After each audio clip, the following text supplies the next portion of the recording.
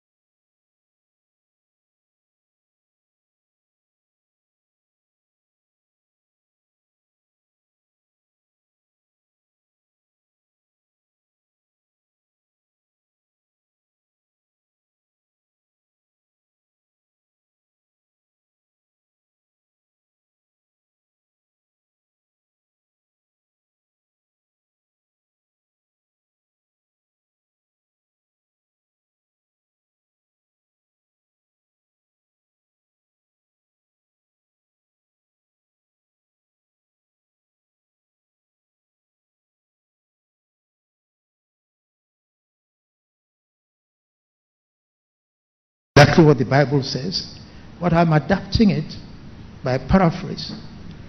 And it says here, don't let anyone believe that just because you're a politician, you must be one of them. You can be a politician that is an honest, straightforward, and discipled politician. So don't let anyone believe that you're unworthy because you're a politician. Rather, set an example in speech, in conduct, in love, in faith, and in purity. Particularly, do not neglect the values which you were taught as a child by parents and guardians, because all our parents taught us as children to be honest, to be straightforward, to not to acquire things that don't belong to us, and so they gave us the kind of values that Christ himself gave us. So we advise the Christian disciple, who is also a politician, to be diligent in these matters. Watch your life and doctrine closely. Persevere. Do not come in and out. Persevere in them. And if you persevere, you will save both yourself and the people looking up to you. So just to finish this, is to say that all of this we can do because we are Christian. And because being Christian, we have all the attributes that I showed in an earlier slide. The strength to do what we need to do is not our own. The power to persevere in it does not belong to us. But because we are Christians, following Jesus, imitating his example, and not allowing any human being to replace him. St. Paul says to the Corinthians, imitate me as I imitate Jesus Christ. Thank you very much. Thank you very much, Your Excellency. You know, when you have a reputable technocrat like our Baba Christopher Kolade, see how he packed words of wisdom, understanding, and knowledge in such a short talk. There will be time for us to interact together all. That is, everybody will now have an opportunity to ask questions and interact. Please, another round of applause for His Excellency. Thank you very much, sir. Thank you very much. Please, we will be calling upon the next speaker, and may I give a little caveat here. Being my chairman in the Project Implementation Committee for the Anglican University of Technology, I try to whisper to our primate to kindly give us a little more time. And he told me I must stick to 25 minutes. So, my chairman, sir, the primate hasn't given me the authority to play some kind of favoritism to you. So may we now call upon our dear big brother, Professor Jerry Ghana, to talk to us about restoring and recovering the future through tertiary education, a case for the Anglican University of Technology.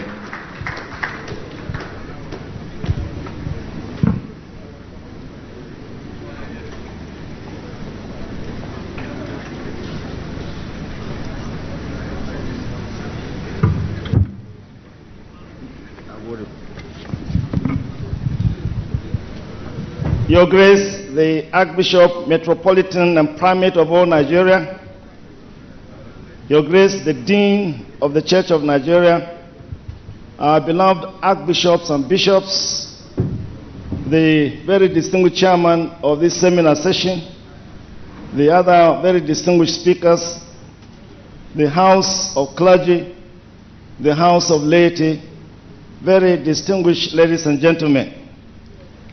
With me, before I present the paper, with me from the Planning and Implementation Committee, initially the task force, I have Mr. Akin Agbawe, who is the Secretary of the committee, formerly Deputy Executive Secretary of the National Universities Commission.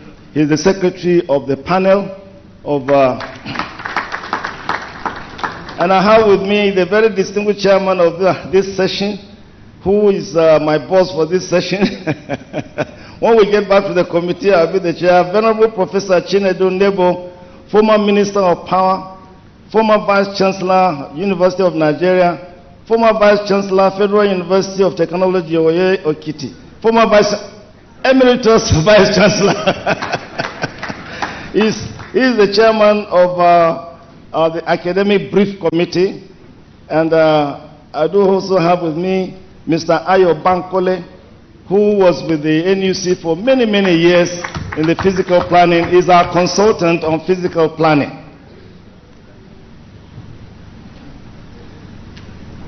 On the 24th of September last year, His Grace the Primate gave me the honor to present a paper to the General Synod of our church.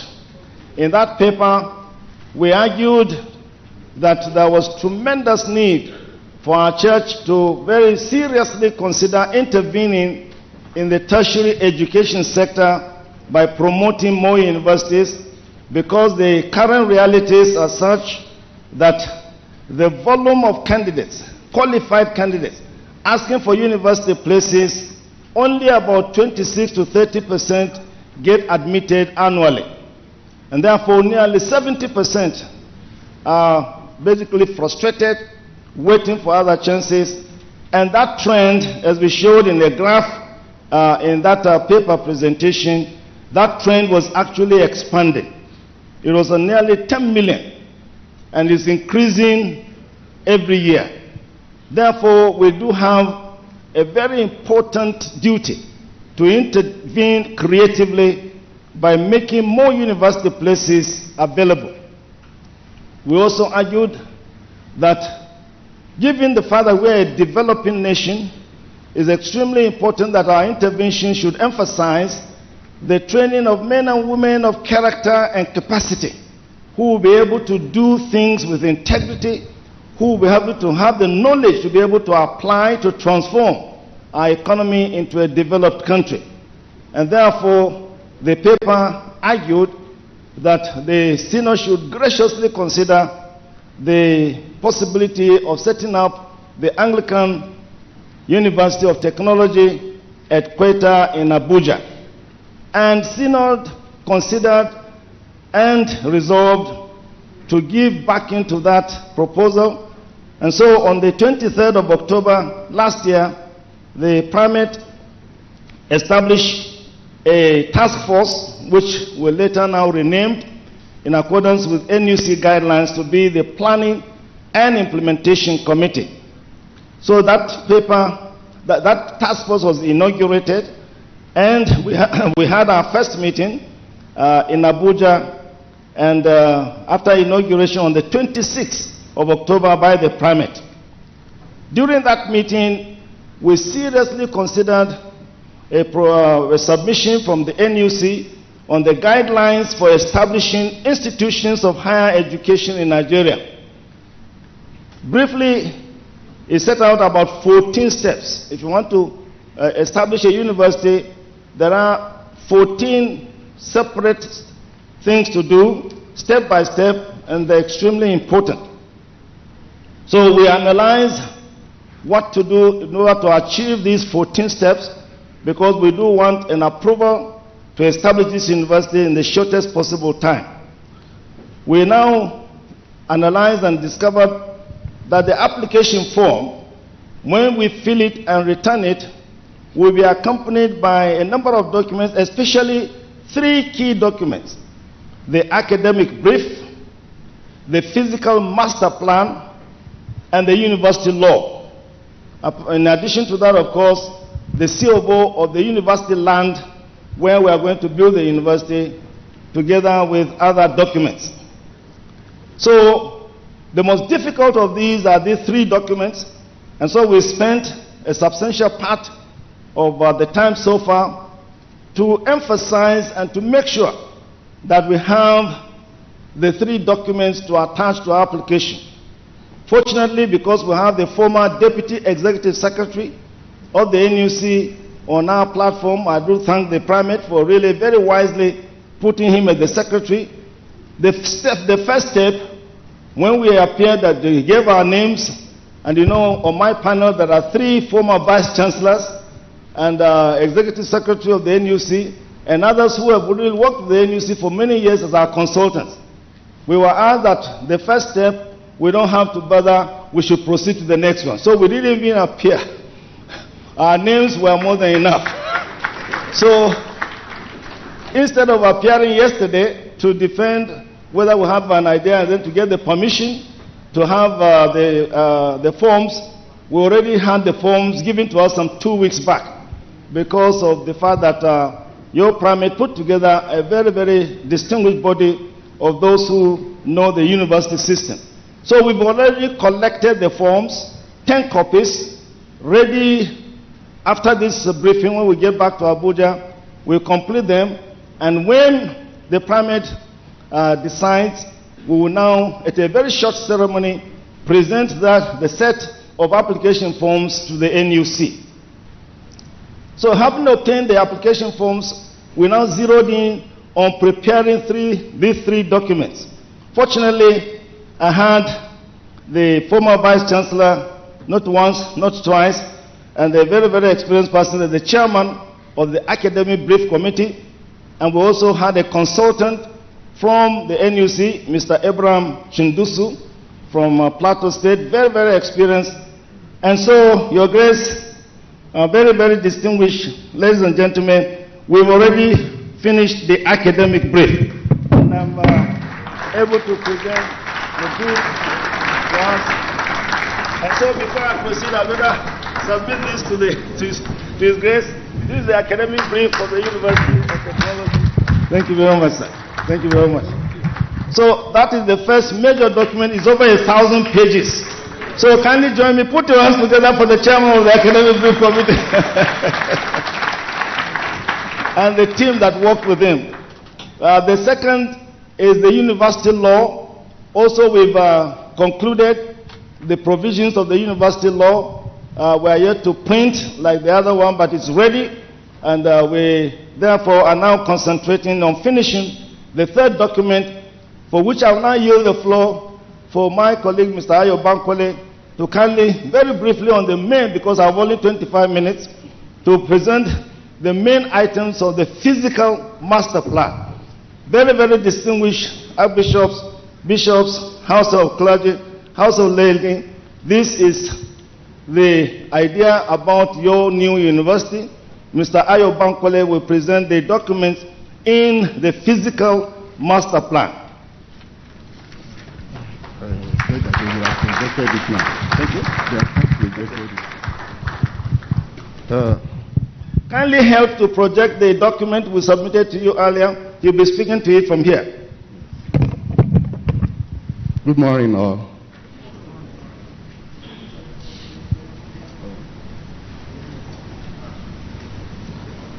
Can we have?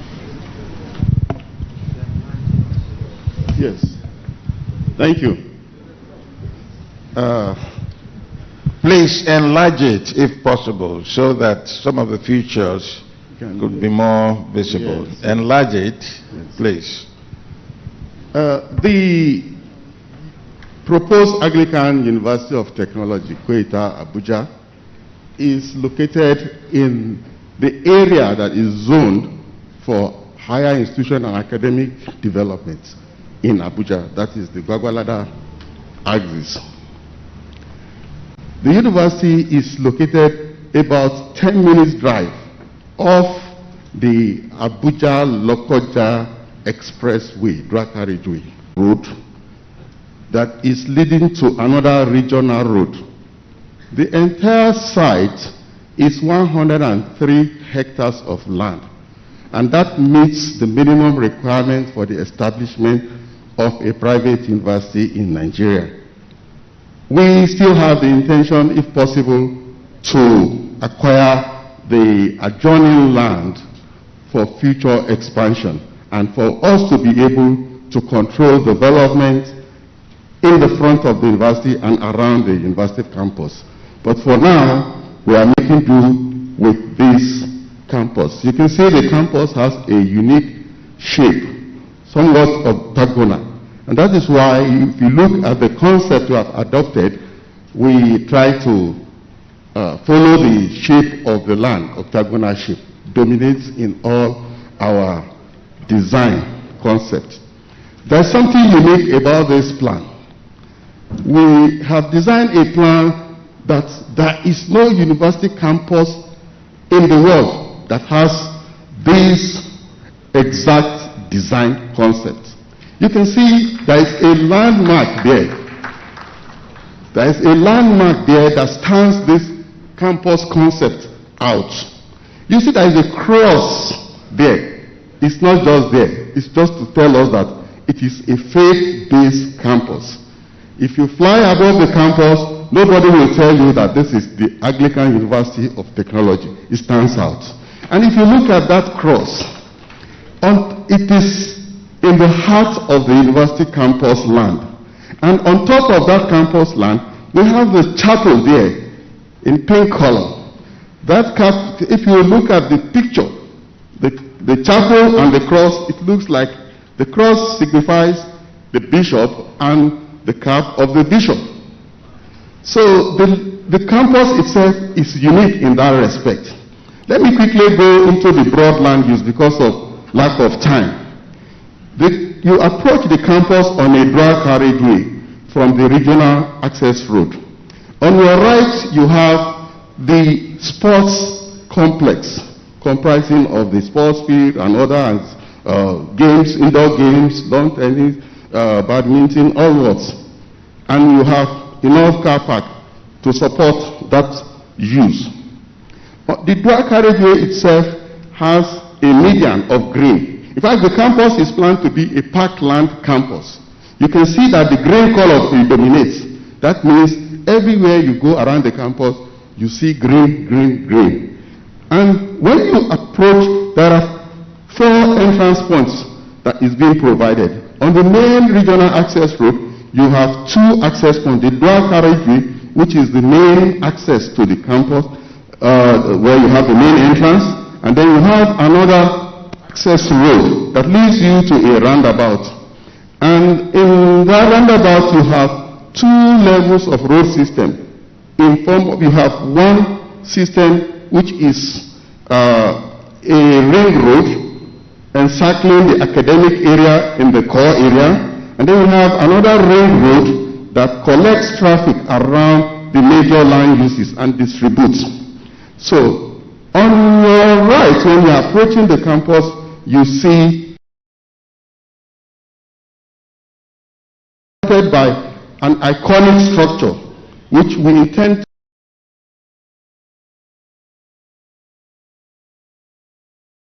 of the university. And next to it, you have the library, which is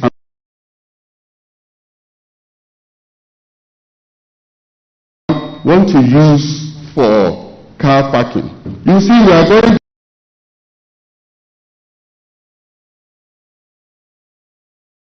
growing, and when this campus is fully developed,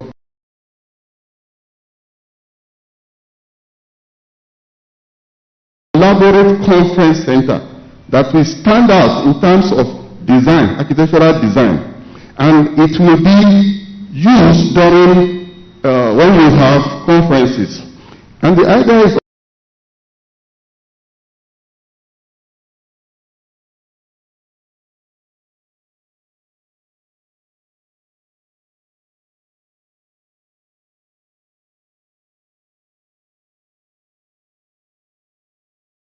be able to accommodate 50,000.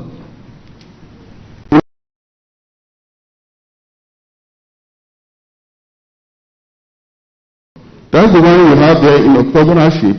It is done in such a way, in the first phase, it will accommodate something 50,000 conference center, and then expandable to 100,000. You can see the next octagonal shape that is directly linked. The architects will come up with the specific design for that. If you drive down from the conference center, the next land use is the student hostel. The student hostel is grouped into 5 halls, five villages, and then each village is made up of 3 halls of residence. In all, we have 15 halls of residence. The 15th hall is to be the postgraduate hall. It is designed such that each diocese will be able to have a hall to itself during conference. And that means we have 14 dioceses. We have a hall to itself, and there are common facilities.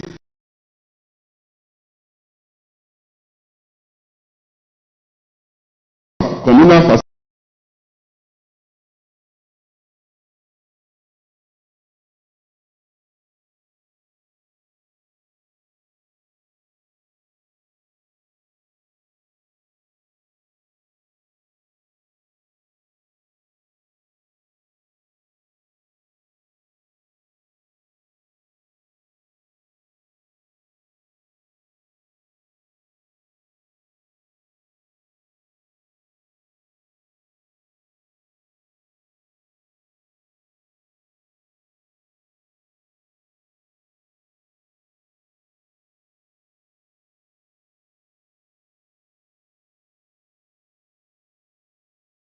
Junior staff housing.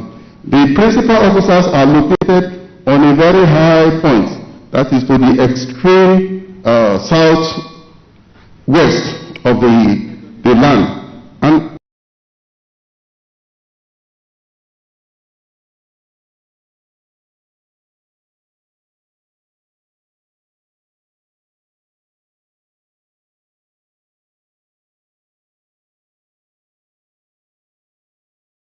you can have a panoramic view of the entire campus.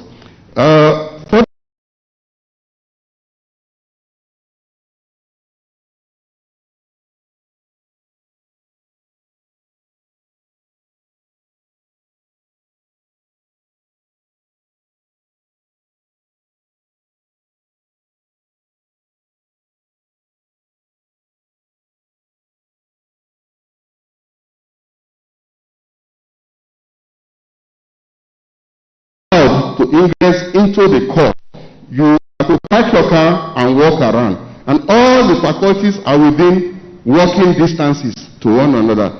For lack of time, I will not want to go further. Thank you very much. Thank you very much, Mr. Ayo Bankole. That essentially, that's the campus that is being planned. As I assured you, we have the instruction to make it really beautiful and an excellent example of a campus that was very, very well planned. On this campus, the committee has already decided that the foundation faculties will be the Faculty of Engineering, the Faculty of Science, the Faculty of Technology, and a School of General Studies, so that we can bring up those who perhaps need a few things to be able to now proceed with their courses. Later on in phase 2, we are going to add to these foundation faculties the Faculty of Agriculture and Agricultural Technology, the Faculty of Architecture and Building Technology, the Faculty of Medicine and Medical Technology, the Faculty of Pharmacy and Pharmaceutical Technology, and Faculty of Management Technology. They will be added later. In addition to the faculties, we have a number of centers. The Center for Entrepreneurship, the Center for Leadership Development, the Center for Renewable Energy. In fact, it's about 7 of them, because we believe these are very practical ways of empowering people. The other thing that is very important is to brief this very distinguished gathering about the proposed institutions under the university law. We have a provision for a board of trustees made up of 15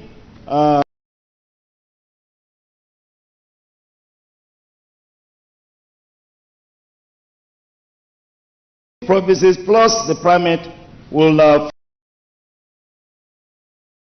have the chancellor, then the pro-chancellor, the vice-chancellor, the deputy vice-chancellor, the registrar, the librarian, and the bursar.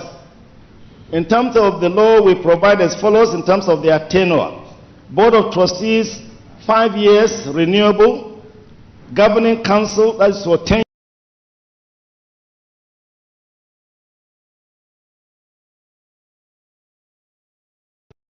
Vice-Chancellor, 1 term, 5 years. Deputy Vice-Chancellor, 2 years. The registrar, 1 tenure of 5 years. And the university bursar, 1 tenure of 5 years. The foundation buildings are as follows. To begin, by the grace of God, we've already appointed the consultants who have commenced the design of the main buildings, so that towards the end of year or early in the next year, as we have the privilege of having the primate, we intend to really go to site and begin to erase the key buildings. The buildings we selected for phase 1, academic center, the center of the university for administration and all the principal officers, and then the conference center, which we believe is not just for the university, but will be available for conferences of the Church of Nigeria. And therefore, we are designing a huge conference center, which will be very, very well built and with excellent facilities for conferences. Then, with the 14 halls, we believe that each province should be represented on the university by a university hall, and the 15th one is the postgraduate hall. So we have 15 of these grouped into 5 villages, very, very well landscaped, because this is a residential university, because we are far away from any of the main cities. So we intend to build a new city on our own, the Anglican city of learning, the Anglican city of knowledge, the Anglican city of education. And the third is the university library with the ICT center, and then academic buildings beginning with the faculties of engineering, faculty of science, faculty of technology, and then the School of General Studies, to be followed by other faculties later. Then, of course, the major access roads. We want the infrastructure to be up to date and very, very well planned. And then the water supply system. Fortunately, the groundwater in that area is very, very good indeed from our tests. Both surface and groundwater are abundantly available. And then, of course, power supply. The primate has directed us to make sure that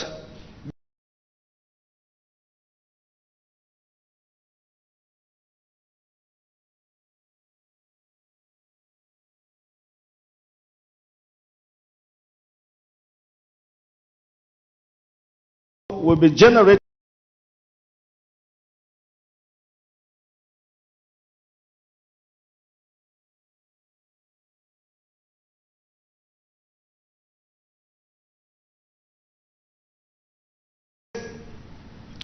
very, very distinguished archbishops and bishops,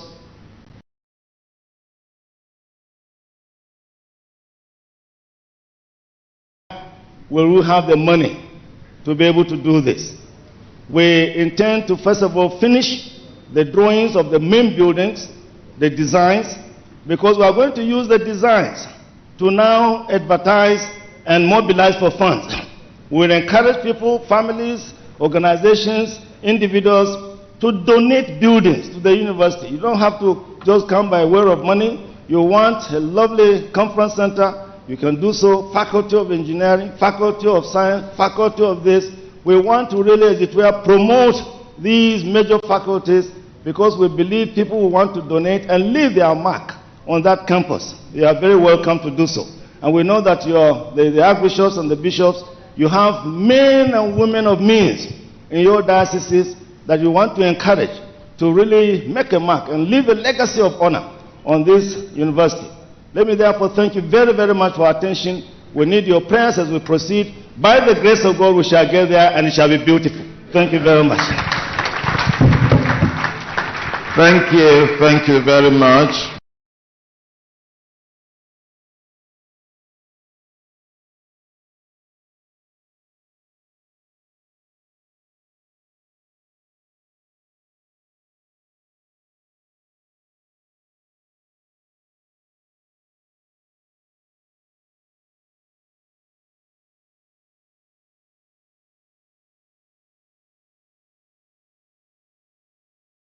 Distinguished brother, a Major General in the Army.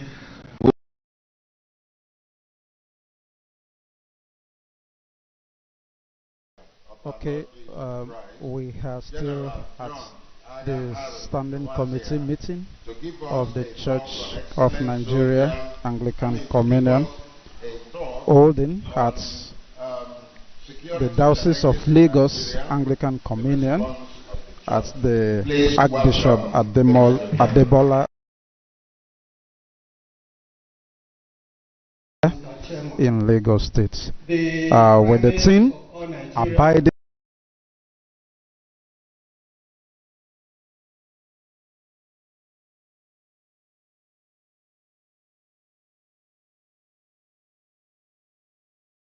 This meeting is presided over by the most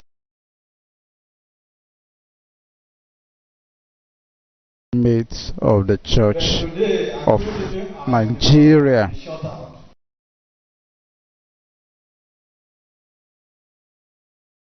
We are currently taking seminars and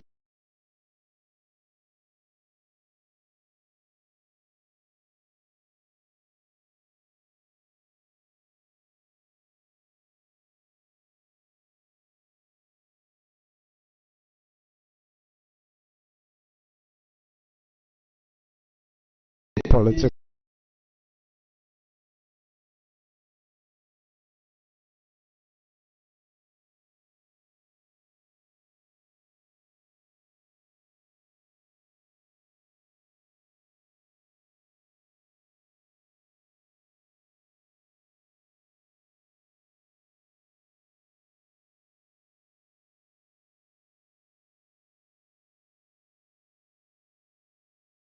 And massive commencing on now, so we are gradually and be moving you back to our studio schedule until there is another presentation to be done. And security. Beaming from the nation's capital, we bring to you the good news through various programming, news updates, worship and teachings. The paralysis of sin makes us to be separated from God. Contact us for your live streaming solutions and event coverage such as synods, conferences, seminars, revivals and lots more. Engage us in showcasing your brands and services to the world through adverts and sponsorship. We also offer latest broadcast equipment for rent, all at affordable prices. Tune in to ACNN TV via any free-to-air decoder with the following installation parameters: Intelsat 20 satellite with tuning frequency 12562 MHz, symbol rate 30 Mbps, orbital position 68.5 degree east, and horizontal polarization. You can also keep in touch